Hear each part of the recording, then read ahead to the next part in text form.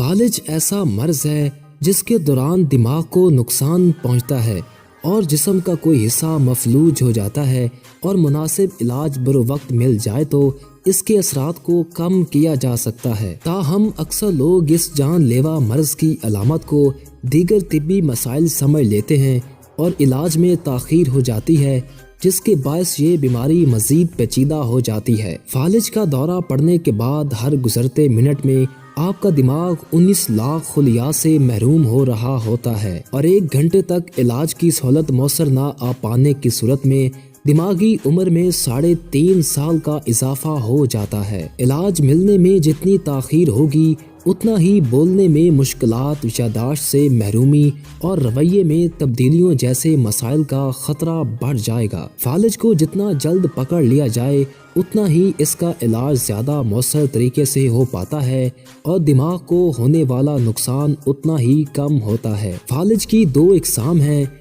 एक में खून की रगें बुलाक हो जाने के नतीजे में दिमाग को खून की फराहमी में कमी होती है। दूसरी किस्म ऐसी होती है जिसमें किसी खून की शरियान से दिमाग में खून खारिज होने लगता है। इन दोनों इकसाम के फालिज की इलामात यकसा होती हैं और हर फर्द के लिए इनसे वाकफियत जरूरी है। तिब्बी माहिरीन का कहना है कि फालिज की ये इंतबाही निशानियां असल दौरा पड़ने से 1 हफ्ता कबल ही सामने आने लगती हैं। कुछ अद्वियात जैसे दर्द कुश गोलियों के इस्तेमाल के बाद बोलने में हकलाहट या मुश्किलात का सामना होता है और लोग सोचते हैं ये इनकी दवा का असर है, मगर ये फालिज की अलामत भी हो सकता है। तिब्बी माहिरीन के मुताबिक अगर इससे पहले यही दवा इस्तेमाल करने पर आपको किसी किस्म के साइड इफेक्ट का सामना ना हुआ तो फिर ये फालिज की एक अलामत हो सकती है और आपको फौरी तौर पर तिब्बी इमदाद के लिए राब्ता करना चाहिए।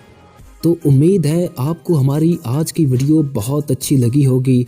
अगर आपको हमारी वीडियो पसंद आई है तो हमारे चैनल को सब्सक्राइब कर दें और साथ ही बेल के आइकन को प्रेस कर दें ताकि नई आने वाली हर वीडियो आपको मिलती रहा करे।